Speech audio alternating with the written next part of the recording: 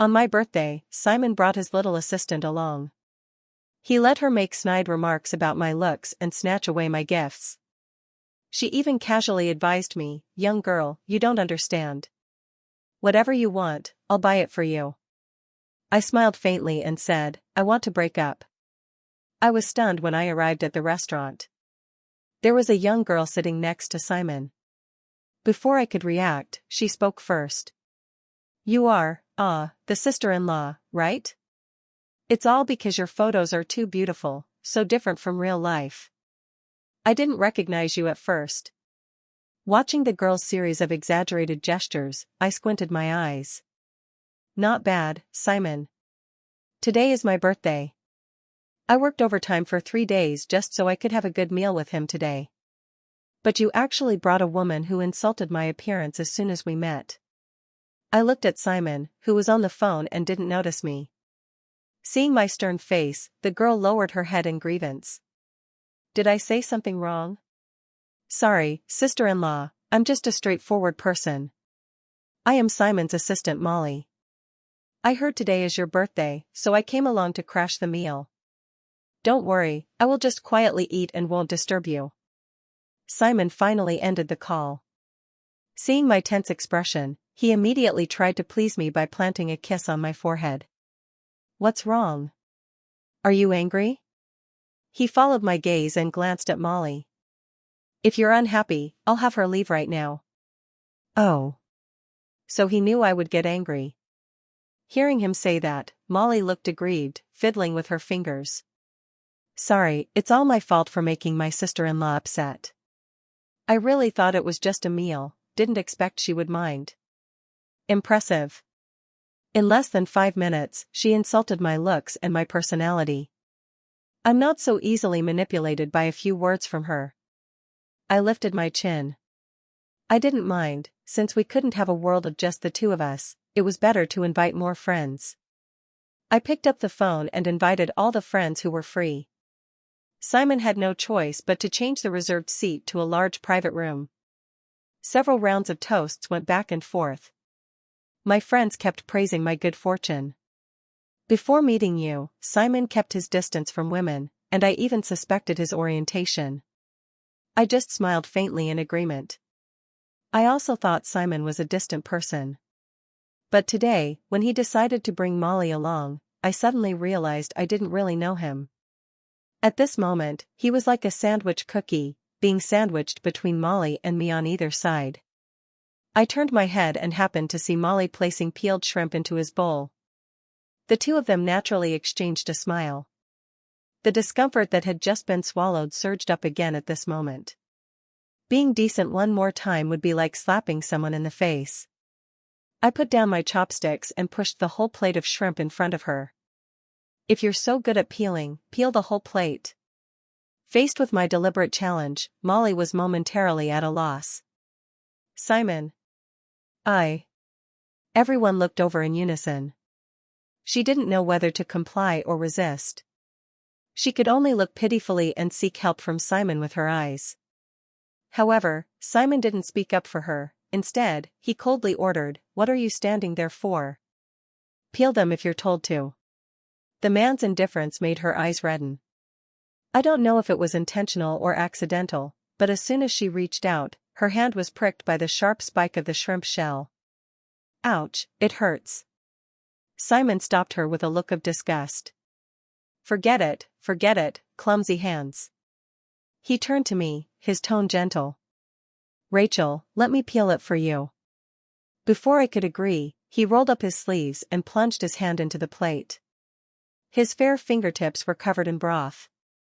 He is a clean freak and hates doing dirty work with his hands. Yet for me, he repeatedly goes into the kitchen and does housework. Other side. "Rachel, you are the first woman to make Simon humble and submissive." I remained silent, just coldly staring at his profile. Simon was very patient, peeling one after another. He was already so humble, if he showed any more attitude, it would make me seem unreasonable. I just didn't understand. Was he doing this to show his sincerity to me, or to help Molly out of trouble? After the party ended, I saw my friends off one by one at the hotel entrance. When I turned around, Molly was pulling at Simon's shirt corner. "Simon, it's very dark now, I'm scared."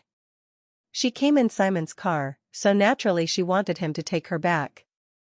Seeing Simon looking troubled, I straightforwardly brought up the topic. "Are you going to take her home?" Molly looked hopeful. However, Simon disappointed her once again. "You can take a taxi back yourself." He held me tightly and turned away decisively, leaving a pale-faced Molly behind. Simon was stubborn but soft-hearted. In the end, he still sent a driver to take Molly and drove home by himself. "You're really considerate." I couldn't help but be sarcastic. He patted my head indulgently yet helplessly. "A girl going out at night is so unsafe. I don't want company employees to end up in the social news." "Then why did you let her come? You knew I would get angry, yet you still did it." "Simon, are you conducting an obedience test?" I had been holding in my anger all day, and it exploded at this moment. He was stunned for a moment. Then he gently brushed my face and pinched me hard. "You look so cute when you're jealous. Cut it out." I irritably knocked his hand away. Instead, he casually wrapped his arm around my waist and pulled me onto his lap. "Sorry, today I didn't think things through." The young girl had never been to a five-star restaurant and said she wanted to see the world. I just wanted an extra pair of chopsticks, so I agreed. "I will buy you a gift to make up for it." The gift Simon gave me was a custom necklace. It was said that there was a problem with the logistics, and it wouldn't arrive in time for my birthday. But what I didn't expect was that the necklace would actually appear around Molly's neck. The incident happened 3 days after my birthday. After finishing with a client, I happened to pass by Simon's company and decided to drop in to see him. The secretary said he was in a meeting. So I went to his office to wait for him. When I pushed the door open, I actually saw Molly. She was sitting in Simon's boss chair, sucking her finger and reading a comic. The desk was covered with cakes and chips. "Simon." When she saw it was me, the smile on her face turned into shock. The chips in her hand spilled. Crumbs scattered all over the keyboard. "Simon hates eating at the office. Even I am not allowed to do that. But her, she actually can? This clearly goes beyond the scope of a regular employee." I felt my blood rush to my head. "Sister-in-law, why are you here?" I asked her back. "You're just an assistant, sitting at the boss's desk, do you think that's appropriate?" "Why yes, sorry." When she hurriedly stood up, she accidentally knocked over the photo frame on the desk. With a clatter, my photo fell to the ground, mixed with broken glass shards. "You did it on purpose, didn't you?" I felt as uncomfortable as if I had swallowed a fly. Unconsciously clenching my fists, but my attention was drawn to the sparkling pink diamond necklace on her collarbone. "That's not. It was supposed to be the birthday gift Simon gave me." "Fine. Whatever logistics problem. It's clearly a human problem." "Simon, what else don't I know about you?" My voice was trembling. "Take it off." Molly held her neck with both hands, her eyes red. She took a deep breath, as if she had made a great mental preparation. "Sister-in-law, this was a gift from Simon to me, you have no right to make me take it off. Also, Simon was the one who agreed to let me into the office.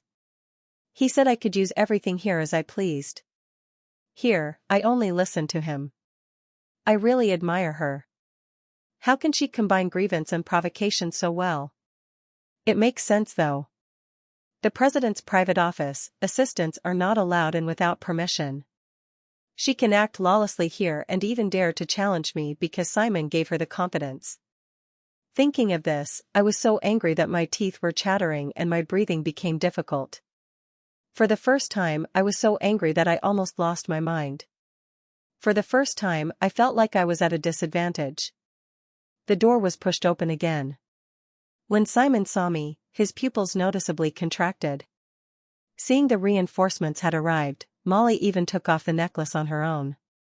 "Simon, since sister-in-law is not happy, you should have this necklace back." She sobbed quietly. It was a subtle move that made it seem like I was bullying her. Simon glanced at the necklace, then coldly darkened his face. Get out. Simon. Molly pouted, tears sliding down her face like a confused little deer. But Simon had no intention of changing his words. Molly, get out. Don't make me say it again. After the door closed, Simon picked up my photo from the broken glass, gently blew on it, and carefully placed it back on the table.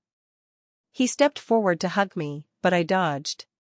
He could only helplessly lower his eyelashes. Molly asked me to sign some documents, but I was in a meeting, so I told her to wait in the office. Also, her necklace was a gift from a client, and since she seemed to like it, I just gave it to her. Your gift is really still on the way. He opened his phone and showed me the order record. That's right, it really is still on the way. He even chose one for me that was more expensive than that necklace. She just graduated, so it's normal for her to be immature. Don't take it personally. Normal?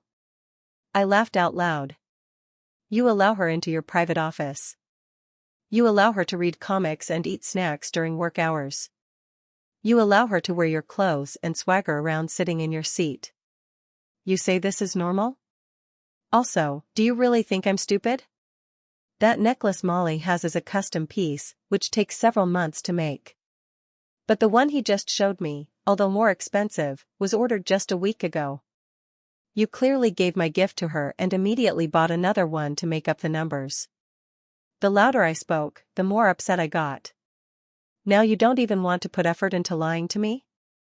This was the first time we argued over something related to our relationship. I knew he would explain, but I didn't expect such a clumsy excuse. A heavy silence stood between us. After a while, he sighed again. Sorry. I admit I was overly concerned about her. She always reminds me of Bella, my sister.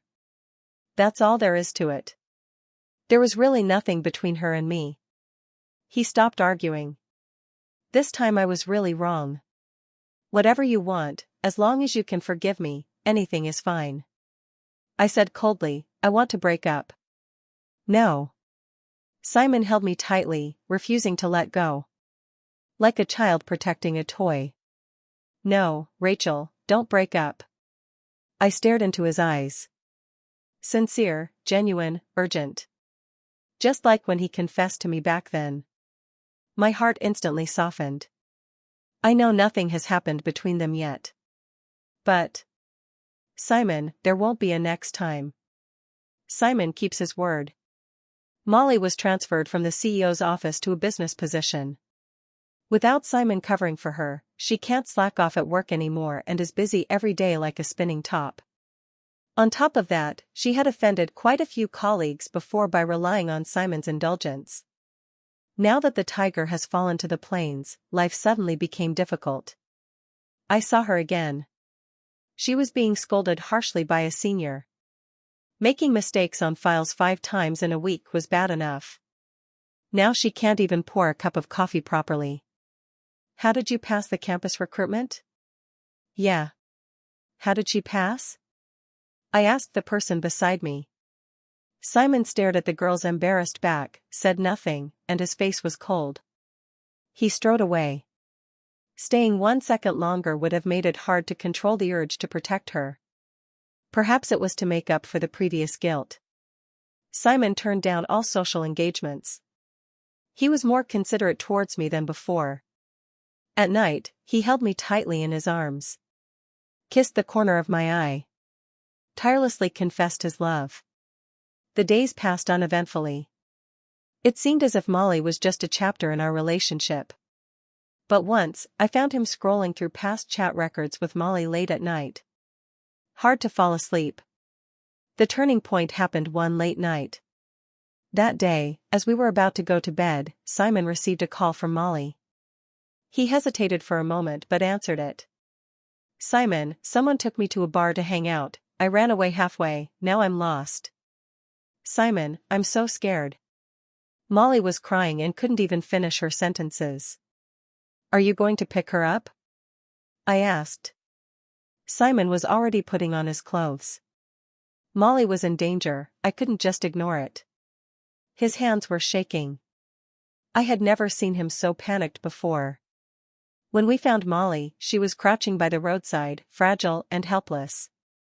It was only about 100 meters from the subway station. There were many people around. If she wanted, she could even take a taxi. But Simon didn't care about any of that. All his fears and panic vanished the moment he saw Molly. Only the relief that she was safe remained. Molly rushed forward and hugged him. "Simon." I was so scared. Simon didn't pull away. He held her close, gently stroking her hair. Amid the bustling crowd, the two of them held each other tightly. The scene was as beautiful as a painting. At this moment, I became the extra person. After sending Molly home, we didn't speak the entire way. At a red light, he received a text from Molly, "Thank you, Simon." He couldn't help but laugh. This scene made a surge of frustration build up in my chest. I couldn't rise, nor could I fall. It wasn't until we got home that Simon noticed something was off with me. He saw me standing still at the door, and a trace of dissatisfaction finally appeared on his joyful face. "Angry?" I burst out laughing. "Laughing at what? You're in a relationship now, how could I not be happy for you?" He frowned, turned his head away, and threw his coat onto the sofa. "I'm very tired today, don't mess with me, be good." "Mess with you?" I put on a stern face and looked him straight in the eyes. "You lost control worrying about her, you hugged her on the street. And now you think I'm the one making a fuss?" The atmosphere suddenly dropped. Simon was silent for a moment, then very suddenly kicked over the coffee table. After a loud crashing sound, glass shattered all over the floor. "Rachel, can you be a bit more generous? I've tolerated you embarrassing her again and again, making her peel shrimp in public, making her lose face in front of colleagues. But now she's in danger. Are you still going to make a fuss? If she really gets lost today, or is bullied by another man, can you bear the consequences?" He almost shouted it out. All the long-suppressed dissatisfaction poured out in one go. I stared at this nearly out-of-control person, stunned. I felt like I barely recognized him anymore. Clearly, it was Molly who kept provoking me, challenging my bottom line. In his eyes, am I the one bullying her? Just because she cries and shows weakness, is it all my fault? A huge grievance surged up at this moment. Looking at the mess all over the floor. The relationship I once thought unbreakable, at this moment, still broke. It seemed like giving up completely. Simon stopped pretending. The next day, Molly passed the probation period directly and instantly became Simon's chief assistant. He even told her the password to the door. Molly swaggered in. "Simon hasn't been coming home lately, so I came to help him get some clothes to change. After the quarrel that night, he has been staying in a hotel. He was determined to make me bow this time." Molly was picking through the walk-in closet, unable to hide her pride. I suddenly remembered the scene when we just moved in. That was the second year Simon and I were together. The sofa, curtains, and decorations were all chosen by us together. He held me and sighed with joy. "From now on, this will be our home." I wiped away my tears and quietly packed my luggage. It was time to leave. Simon firmly believed he had not fallen out of love. He had long prepared to spend his life with Rachel. It's just that life is too long and inevitably needs some adjustments. Like Molly. She is flamboyant, vain, yet cute and young. When she saw Rachel's birthday gift, her eyes lit up brightly. As if possessed, he blurted out, "If you like it, it's yours." "Really?" Looking at her overwhelmed and incredulous expression, he seemed to see the Rachel of years ago. He kept convincing himself as he spoke. The gift wasn't given, so how could it be considered taking Rachel's things? Feeling guilty, he immediately ordered a necklace worth $1 million. But Rachel's reaction was too extreme. No matter how special Molly was, she could never shake Rachel's position. Her repeated outbursts stirred his rebellious heart. So this time, he was ready for a Cold War. He had to humble Rachel's arrogance. For these 3 months, Molly had been by his side. Maybe the novelty had worn off. Her cuteness turned into nagging. Simon started to miss Rachel. She was really patient, not contacting him for so long. What is she doing? Still staying up late for the project? Simon wanted to end this boring Cold War. He brought the birthday gift he should have given her long ago. And her favorite Cantonese soup. Excitedly running home, only to be shocked to find the house empty, just like his heart. On the phone, Rachel's voice was resolute. Simon, we have broken up. Can you stop making a fuss? Our relationship of so many years, can you just end it like that? I already said I didn't have any relationship with her. What exactly do you want from me? There was a long silence on the other end of the phone. It's okay if you don't break up, but you have to fire Molly and swear to cut off all contact with her. Simon hesitated. Why should he cut off contact? He wanted to tell her that Molly would never affect their relationship. On the other end, a scoff was heard. Simon, you really are pathetic. Molly became Simon's regular girlfriend. He tailored dresses for her, took her to high-end dinners, and accompanied her on cruise vacations. A fresh college graduate suddenly became a frequent visitor to high society.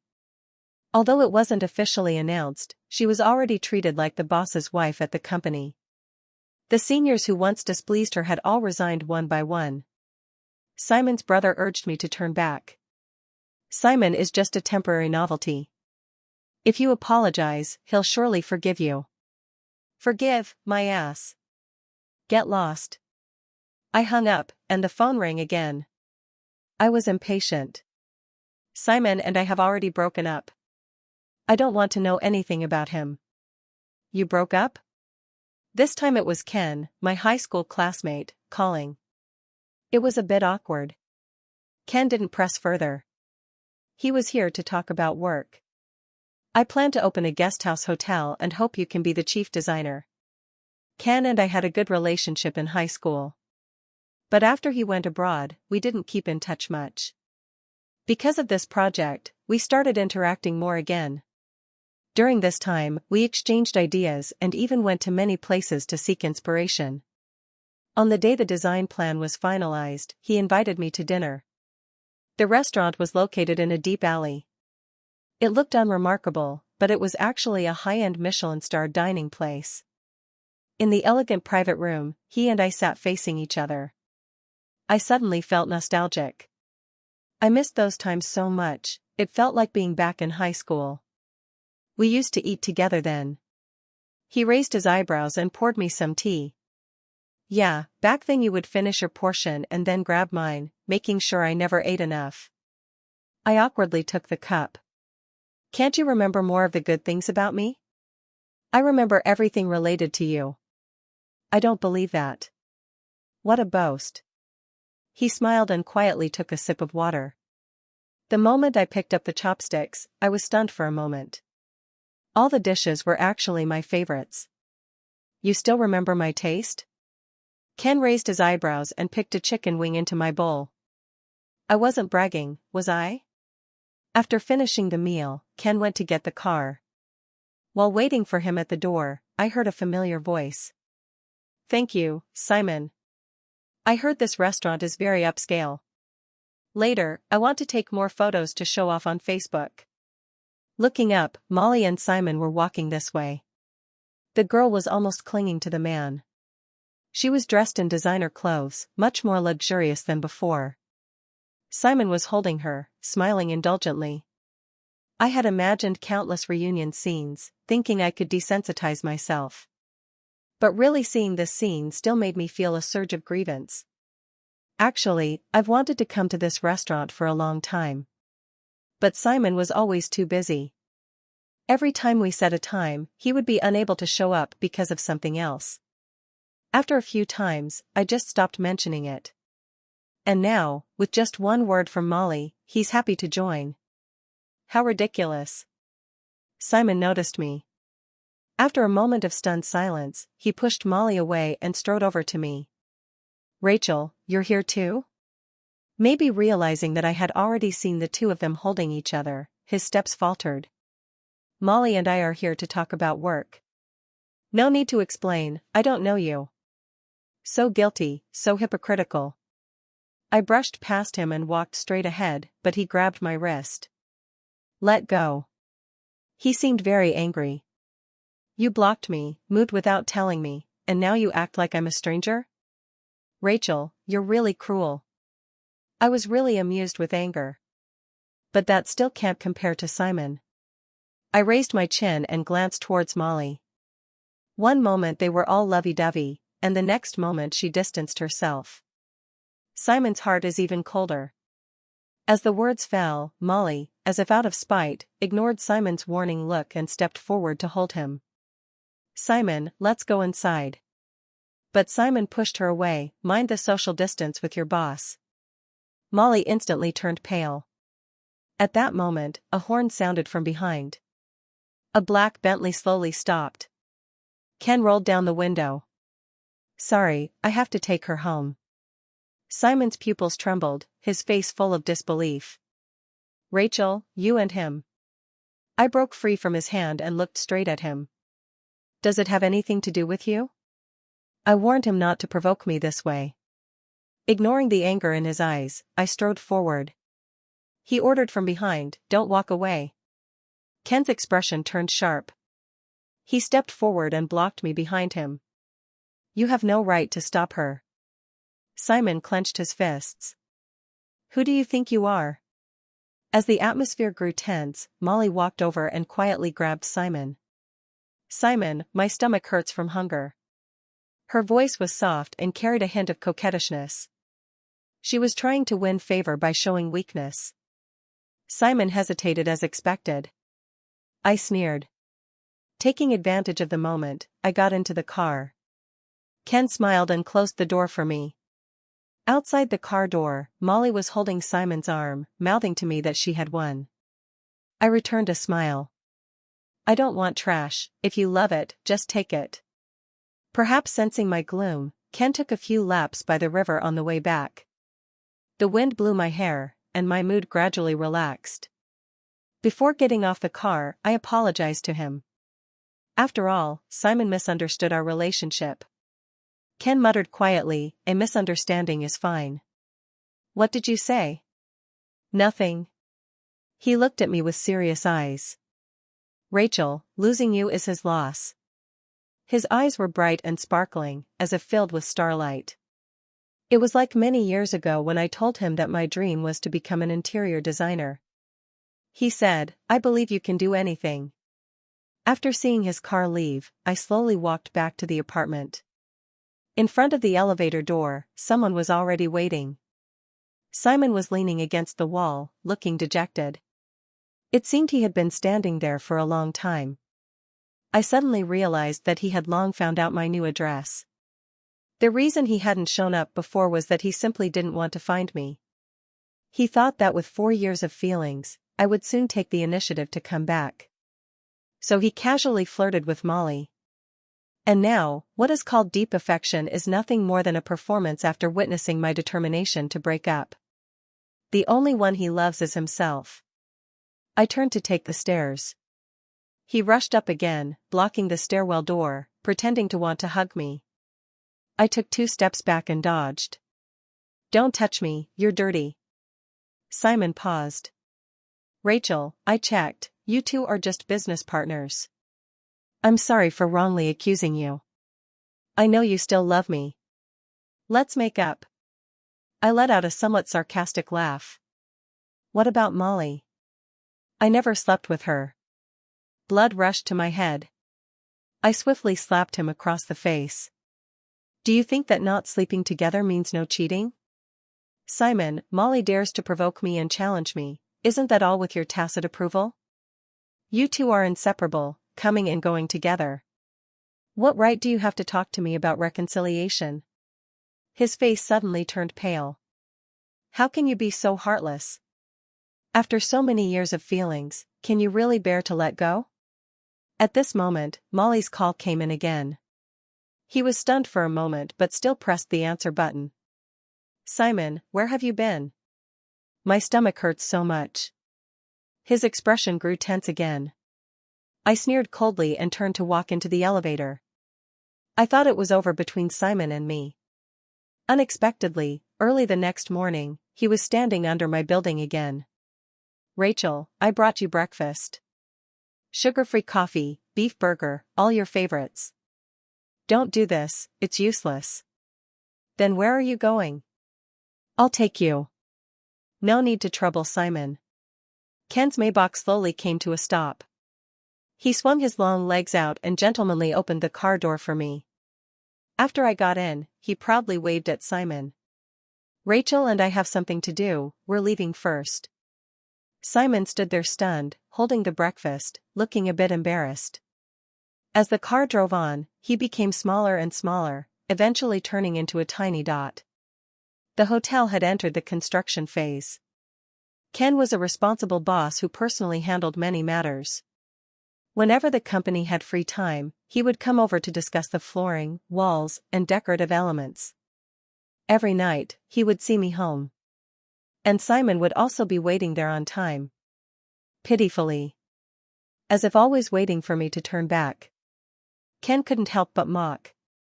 "He's quite patient, huh?" I smiled. "It's okay, in a few days he won't be able to hold it in anymore." But the one who couldn't hold it in first was Ken. He directly walked over to Simon. "I heard Simon from Pacer Group is a workaholic, has he now become a stalker? What's your relationship with her?" Simon's face darkened. "I'm following my girlfriend, mind your own business." "Girlfriend?" Disdain appeared in Ken's eyes. "Then who was the woman who accompanied you to the private equity party last time and said she wanted to have your child?" Simon's mouth twitched slightly. The circle is just that small. Simon and Ken always run into each other at some events. He looked at me nervously. "Don't listen to his nonsense, Rachel, you know Molly loves to joke around." "Joke?" Ken shook his head with a smile. "After the party, you two are staying in the same room." "Shut up." Simon flew into a rage and punched Ken in the face. They exchanged blows. Ken, standing 188 centimeters tall, was too much for Simon to handle. From the initial attack, Simon was forced onto the defensive. A playboy, and now pretending to be deeply loving? Isn't that disgusting? Stop fighting. Seeing them fight more fiercely, I quickly pulled them apart. Simon staggered back 2 steps, one hand holding onto a utility pole, the other covering his left cheek. "Rachel, I'm fine, you don't need to worry, but I really had no time to care about him." Ken was sitting on the ground. "Does it hurt?" His lower lip was split, and there was a bruise at the corner of his mouth. "It hurts a lot." "Come upstairs, I'll treat your wound." He looked hesitant. "Huh? To your place?" "That's not very appropriate." I clicked my tongue. "At a time like this, you still care about that?" "Fine, then thanks, hiss." He was about to stand up, but sat back down because of the pain. "Sprained his ankle?" He nodded pitifully. There was no choice, I could only help him up. Simon was so harsh, how guilty must he have felt? "Rachel, what about me?" I gave him a cold glance. "Didn't you just say you were fine?" Simon was stunned for a moment. Watching our departing backs, he hung his head in disappointment. Simon was the best man Molly had ever met. Handsome, wealthy, and talented. She went to great lengths, removing all obstacles to be by his side. Except for the title, he gave her everything. She believed that one day, she would become the wife everyone envied Simon for. Just when she thought everything was going smoothly, Simon turned away again. Her specialty of acting cute and pleasing him was met only with Simon's boredom and impatience. "How did you get lost again? Can't you take a taxi by yourself? If your stomach hurts, just take some medicine, what can I do? Is Supervisor Zhang targeting you?" "No way. You must have messed up the documents again." The once pure and innocent little white flower has, over time, become like a grain of white rice. The colder Simon became, the more Molly wanted to prove her importance in his heart. Simon couldn't stand the disturbance. He simply assigned all the important work to others. Overnight, the whole company knew. The girl's glory had become a thing of the past. The more arrogant she was back then, the more miserable she was now. In the bathroom stall, when she heard her colleague's private mockery, she finally couldn't hold it in. She ran up to Simon and caused a scene. "Just tell everyone, you really like me. I'm not the one chasing after you." He had to pause the video meeting and have security drag her out. In the afternoon cafe, Molly sat across from me. She had lost a lot of weight, her eye sockets sunken. "Why did you come to see me?" "Rachel, give Simon back to me." "We're broken up, why won't you let it go?" I let out a light snort. "You know I broke up with him. I'm not interested in your Simon." "Impossible." She suddenly slammed the table, causing the coffee to spill onto the surface. "The moment I saw you, I felt you didn't deserve him. Just because you met him a few years earlier, you think you can boss me around to peel the shrimp? I'm younger than you, better looking than you, and even I have his child." My hand paused for a moment. I finally noticed her slightly swollen belly. Then, expressionless, I continued to drink the coffee. My calmness made her even angrier. "Don't act all high and mighty. That day at the restaurant, your encounter was planned, right? If you hadn't given him hints, given him hope, how could he possibly not let you go?" Her eyes were red, and she grew more agitated as she spoke. "Rachel, you're a homewrecker." Her voice was not loud, but enough to attract the attention of the other customers. For a moment, gossip, disgust, surprise, and suspicion all gathered around. I smiled slightly. Swiftly, I splashed water onto her face. "First, you were the one who insisted on being the third party. Second, I no longer want your Simon. Lastly, the child you're carrying is not mine, please go find his father to take responsibility." Molly was completely stunned, letting the water droplets fall from her hair. Others whispered quietly, "So that's how it is." Molly lowered her head in embarrassment. "I don't want to waste any more time with her. Actually, you're right, I don't deserve Simon. You two are truly meant for each other. Both of you are fools." I hadn't seen Simon for a long time. I heard Molly drove away several key staff members, causing continuous project errors. The company's reputation was questioned. He spent a long time resolving all these issues. The next time I saw him, his hair was messy, and his face was covered with stubble. It seemed he had been having a hard time these days. There weren't many people on the street. "Should we go sit in a cafe?" I refused. "If you want to say something, just say it directly." Simon's throat tightened. "Rachel, I fired Molly, and I don't plan to contact her anymore. Can you forgive me? Autumn is coming soon, and the air is getting dry." I looked at the leaves that were about to turn yellow, feeling very uneasy inside. If he had done this a few months ago, I might really have been happy about it. I might have even let go of everything that happened before. But it's too late. Too late, I have already let go of the feelings I had before. Too late, I dislike him more than I miss him. Seeing that I didn't react, he became a bit anxious and continued to explain. "What I have with her is truly innocent. Innocent to the point of going to bed together? Innocent to the point of having a child?" His pupils contracted, and his lips trembled. "How do you know? Did Molly tell you?" I won't answer, which counts as tacit consent. His eyes instantly turned red. "That was just a physical need, it doesn't mean I love her. Spiritually, I have never been unfaithful to you. Rachel, we can start over, I haven't touched anything at home. From now on, I will never hire a female assistant again. Even if you just give me a look, I'll do whatever you say." I cut off his excuses. "Simon, stop talking. Although I hate Molly, at this moment, I still feel sorry for her. She truly gave her heart to Simon. I originally thought Simon had just changed his heart and fallen in love with someone else. In fact, he is a complete scoundrel. His tears, his repentance, his groveling, all of it makes me feel disgusted. He stood there dumbfounded. The light in his eyes gradually dimmed. Let's never meet again. I had only taken a few steps when a scream came from behind. Then the crowd started to stir. It turned out Molly had been following Simon all along. She heard every word of the conversation just now. Simon, how could you do this to me? She was so angry that she lost her mind and slammed the accelerator, hitting him. Simon fainted on the spot.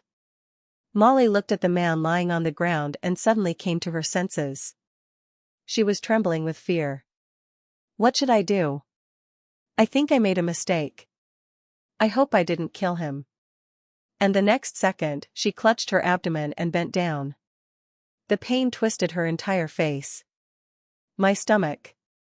A passerby called an ambulance in time. After treatment, Simon only had a mild concussion and was not in life-threatening condition. Unfortunately, their child was lost. Molly broke down. But Simon did not comfort her. Instead, he breathed a sigh of relief. I'll give you 30 million, just leave. But how could she agree? People who have seen the view from the top can no longer accept an ordinary life. In a fit of anger, she posted their experience online. For a while, Simon and the female assistant became headline topics. Even the shares of the pay group fell. Ken took the opportunity to swallow up some of the resources. This went on for several months. Suddenly, I received a call from Simon. Rachel, I'm getting married. To Molly. I congratulated him generously. He smiled bitterly on the other end. I always thought that person should be you. Molly finally became Simon's wife. But Simon never gave her a wedding and never took her to any events. Simon never came to find me again. I threw myself wholeheartedly into work. The hotel entered the final phase of completion. On the day of completion, Ken confessed to me. He said, I have selfish reasons for working on the project with you. I just want to be by your side a little longer. I could guess some of his feelings. During this time together, it's hard for me to say that I haven't felt my heart move. But Simon once loved me just as much. In the end, it turned out no different. I'm afraid of repeating the same mistakes. Yet, his sincere demeanor makes me want to believe in him. Seeing that I didn't answer, he chuckled softly. It's okay if you don't agree, as long as you're happy. A breeze blew by, and my heart skipped a beat. He is truly gentle. A leaf just happened to fall on his shoulder. Ken, I am willing to be brave once more for you. At the hotel's opening ceremony, Simon also came. His appearance hasn't changed much, just a little less sharp. Rachel. You all saw me holding Ken's arm, and his gaze paused. That's right, we're together. He smiled nonchalantly. Congratulations. Watching his departing back, Ken muttered softly. It seems like he wasn't invited. So stingy. I rubbed his nose. He bumped his head against mine coquettishly. So stingy. Sunshine poured down, and the surroundings were bright and beautiful.